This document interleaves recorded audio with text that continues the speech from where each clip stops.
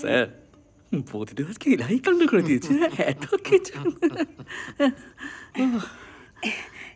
এ নাও,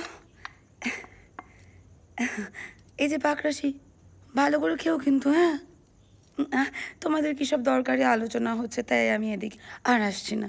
আর তুমি তো আমাদের বাড়ির লোকের মতো।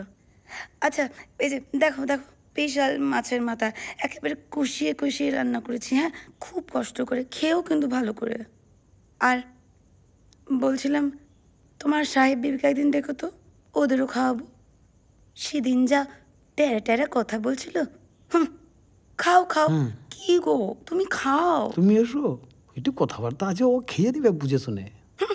মাথা খারাপ নাকি আমার? তোমাদের এই রাজনীতির কচকচানিতে আমি থাকতেও চাই না। আমি চললাম। আচ্ছা বেশ। খাবে কিন্তু পাকরাশি, মাছের মাথা, চিংড়ি মাছ, মাংস পুরোটা খাবে, শেষ করে যাবে। আমি মিষ্টিটা নিয়ে আসছি। আরে খাও।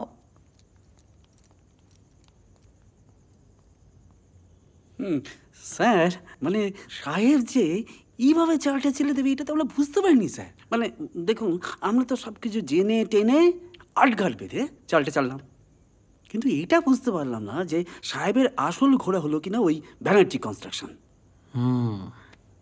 চাল চালাটা সালাদের রক্তে আছে।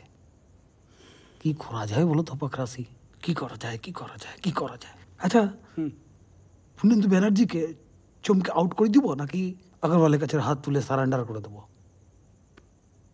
না না না, আগরওয়াল সিএমের কাছে লোক, খিস্ত তো খাবই, মন্ত্রী তো নিয়ে টানাটানি হয়ে যাবে। না না স্যার, আপনি সারেন্ডার করলে তো সিএম সাহেবের ব্যাড বুকসে চলে যাবেন, পরে ইলেকশন আপনার দুকুলি।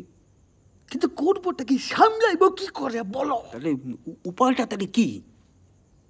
উপর তো বাইর করতে হবে, উপায় বাইর করতে হবে। আজ রাতে ভাবি, বুঝলে?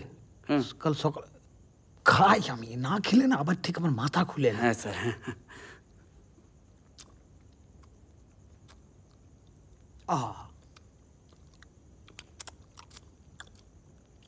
আচ্ছা পাকসি, ওই যে ছেলেটা যার নাম্বার নিয়ে টেন্ডারটা জমা করলো, সাহেব মালটা থাকে কোথায়?